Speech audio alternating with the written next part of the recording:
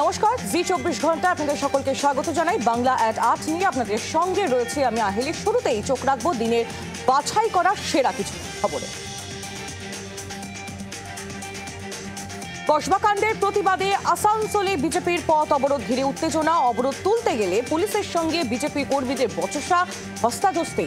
রবিবার আসানসোলের উষাগ্রাম মোড়ে টায়ার জ্বালিয়ে জিটি রোড অবরোধ করে বিক্ষোভ। খবর পেয়ে ঘটনাস্থলে আসানসোল দক্ষিণ থানার বিশাল পুলিশ বাহিনী গিয়ে পৌঁছয়। এরপর অবরোধ তুলতে গেলে পুলিশের সঙ্গে বিজেপি কর্মী এবং সমর্থকদের ধস্তাধস্তি। কসবাকাণ্ডে এবার বিস্ফোরক অভিযোগ সার্ভিস ডক্টরস ফোরামের। স্বাস্থ্য দপ্তরের বিরুদ্ধে ঢিলে ঢালা মনোভাব এবং গাফিলতির অভিযোগ তুলে সরব ডক্টরস ফোরাম। মেডিকেল পরীক্ষার সময় কোনো সিনিয়র ডাক্তার উপস্থিত ছিলেন না।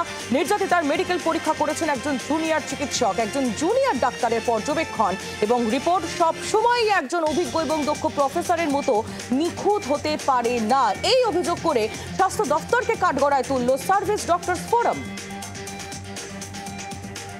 কসবাকাণ্ডে ধৃত প্রমিতকে সঙ্গে নিয়ে বাড়িতে পুলিশ। প্রমিতকে সঙ্গে নিয়ে তার হাওড়ার বাড়িতে গিয়ে পৌঁছয় পুলিশ। প্রমিত মুখোপাধ্যায়কে সঙ্গে নিয়েই চলে তল্লাশি। বাড়ি থেকে বেশ কয়েকটি গুরুত্বপূর্ণ নথি বাজেয়াপ্ত। মনোজিতের মোডাস অপারেন্ডি ফাঁস। প্রাক্তনীর পোস্টে ফের খুলল মনোজিতের মুখোশ। কলেজের এক প্রাক্তনী সোশ্যাল মিডিয়ায় পোস্ট করেছেন, লিখেছেন, প্রথমে প্রেমের প্রস্তাব দিত মনোজিৎ, প্রস্তাব না মানা হলে শুরু হতো হেনস্থা, হুমকি। মাত্র 6 মাস কলেজে পড়েছিলাম আমি। মনোজিতের অত্যাচারে অতিষ্ঠ হয়ে কলেজ ছাড়ি। সোশ্যাল মিডিয়ায় পোস্ট প্রাক্তনী সুচেতা ভট্ট ত্রিবেদী। কসবাকাণ্ডের তদন্তে কয়েকজন পড়ুয়ার ফোন নম্বর এবং ঠিকানা চাওয়া হলো। কর্তৃপক্ষের কাছে চাওয়া হলো ফোন নম্বর এবং ঠিকানা। আগামীকালের মধ্যে তালিকা তলব করল পুলিশ। নোটিশ পাঠিয়ে জিজ্ঞাসাবাদ করবে পুলিশ, এমনটাই সূত্র মারফত খবর পাওয়া যাচ্ছে। পরপর নমুনা সংগ্রহ তদন্তকারীদের। মনোজিতের জামা প্যান্ট বাজেয়াপ্ত করা হয়েছে। বাজেয়াপ্ত করা হয়েছে তার অন্তর্বাসও।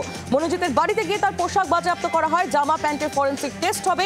অভিযুক্ত এবং নির্যাতিতার ডিএনএ সংগ্রহ। গতকালই সংগ্রহ করা হয়েছে নমুনা। কসবা তদন্তে বাড়ল সিটের সদস্য। আরও 4 জন অফিসারকে যুক্ত করা হলো। এক লেডি সাব ইন্সপেক্টর এবং 3 জন সাব ইন্সপেক্টরকে যুক্ত করা হলো এই সিটে। আগে একজন অ্যাসিস্ট্যান্ট কমিশনারের নেতৃত্বে 5 জনের টিম গঠন করা হয়েছিল। সেই টিমকে সাহায্য করবেন এই 4 জন।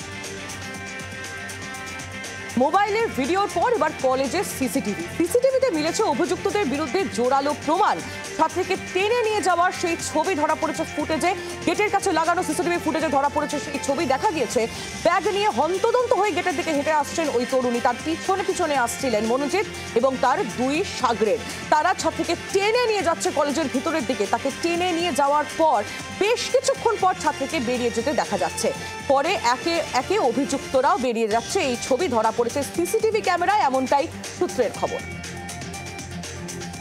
কসবার আইন কলেজে গণধর্ষণের প্রতিবাদে শিলিগুড়িতে বিজেপি মহিলা মোর্চার মশাল মিছিল।